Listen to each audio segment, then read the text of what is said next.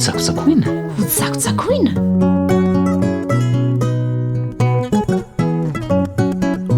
dia ny atsipoan'ny manam-panahy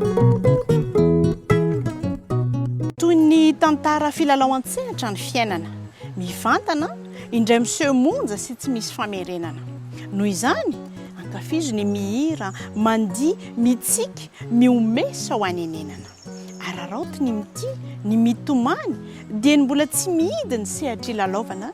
dia ny mbola tsy mitehaka mioby ireo mpanatrika toy izany ny fiainana mankafy sy miaina tsy manisy fitarainana